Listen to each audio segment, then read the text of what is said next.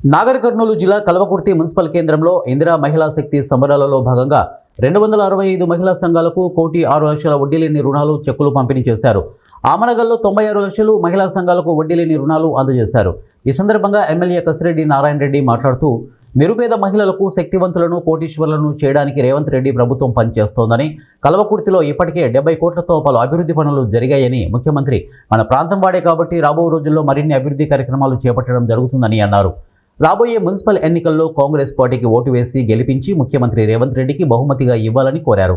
అలాగే త్వరలో ఇందిరమ్మ చీరలు ఆమనగల్లో 7,000కు పైగా, కల్వకుర్తిలో 9,000 ఇందిరమ్మ చీరలు పంపిణీకి రెడీగా ఉన్నాయని అన్నారు. ఈ కార్యక్రమంలో మున్సిపల్ కమిషనర్ మహమ్మద్ షేక్, ఆనంద్ కుమార్, శ్రీకాంత్ రెడ్డి, సంజయ్ యాదవ్ తదితర కాంగ్రెస్ నాయకులు పాల్గొన్నారు. వడ్డీ లేని రుణాలు 1,06,00,000 కల్వకుర్తికి మరి వాళ్ళ అకౌంట్స్లోకి పడతాయి. ఈ వడ్డీ అంతా కూడా ప్రభుత్వం దాంట్లో కట్టుకుంటుంది.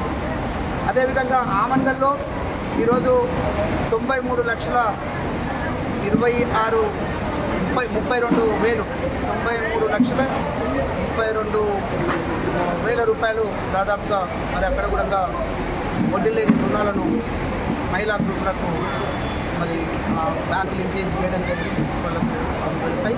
అదేవిధంగా ఆమన్గల్లో మరి రూరల్ ఏరియాలో ఇచ్చినప్పుడు ఆమన్గల్ మున్సిపాలిటీలో మరి చీరలు ఇందిరమ్మ శారీస్ ఇవ్వలేదు.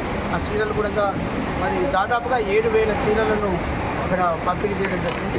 ఇక్కడ కల్వకుర్తి మున్సిపాలిటీలో ఒక వారం 15 రోజులలో అందరికీ కూడా దాదాపుగా ఒక 9,000 శారీస్ శాంక్షన్ అయి ఉన్నాయి ఇప్పటికి.